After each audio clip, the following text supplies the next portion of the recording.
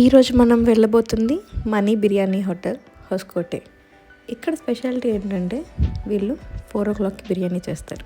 4 అంటే ఈవినింగ్ 4 కాదండి, morning 4 o'clock. Early morning 4 o'clockకి కూడా బిర్యానీ చేస్తారంటే ఎవరైనా నమ్ముతారా? ఏంటో ఇప్పుడు మధ్య జనాలు ఎర్లీ మార్నింగ్ 4 o'clockకి చేసిన, మిడ్ నైట్ 12 o'clockకి చేసిన బిర్యానీ క్రేవింగ్స్ మాత్రం ఎవ్వరికీ తగ్గట్లేదు. ఇప్పుడు చేసినా వెళ్దాం తిందాము అనే దాంట్లోనే ఉన్నారు ఏంటో. అండ్ మేము అలానే వెళ్దాము అని చెప్పి ఫిక్స్ అయ్యి స్టార్ట్ అయ్యాం. ఇక్కడ ఏంటంటే 4 AM బిర్యానీలో స్పెషాలిటీ, వీళ్ళు ఓన్లీ 3 days మాత్రమే ఓపెన్ చేస్తారు. Like Sunday, Tuesday and Friday. ఈ 3 days మాత్రమే అనుకుంటుంది. మీరు ఎవరైనా వెళ్ళి ట్రై చేయాలి అనుకుంటే ట్రై చేయొచ్చు. అండ్ ఇది మేము వెళ్తున్నది మనీ దమ్ బిర్యానీ హోస్కోటేలో ఉంది.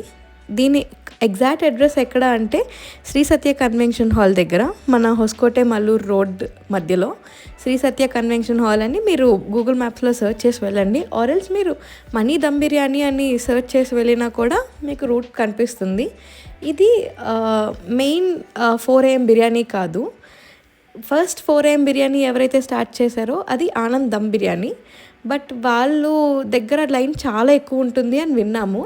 సో అక్కడికి వెళ్ళి టైం వేస్ట్ చేసుకునే బదులు ఇక్కడ దగ్గరలో ఒకటి ఉంది కదా, ఇది కూడా 4 AM బిర్యానీయే, సేమ్ దానిలాగే ఉన్నది, సేమ్ లైక్ ఆనంద్ బిర్యానీ లానే టేస్ట్ ఉంటుంది, చాలా బాగుంటుంది అని చాలామంది చెప్తే ఇది ట్రై చేద్దాము అని చెప్పి వచ్చామన్నమాట.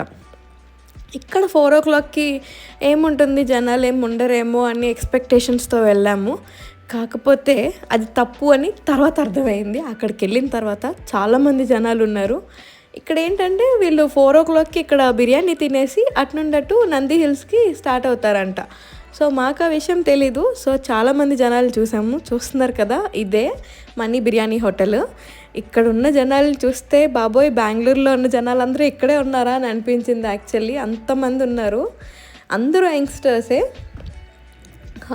ఇక్కడ వచ్చేసి 3 lines ఉన్నాయన్నమాట.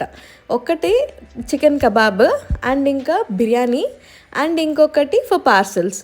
సో పార్సిల్ లైన్ కొంచెం ఫాస్ట్గా ఫ్లో అవుతుంది, ఎక్కువ మంది పార్సిల్ తీసుకోవట్లేదు, అక్కడక్కడే తినడానికి చూస్తున్నారు. సో పార్సిల్ లైన్లో అయితే చాలా ఫాస్ట్గా వెళ్ళిపోతుంది. ఇదంతా కబాబ్ లైన్.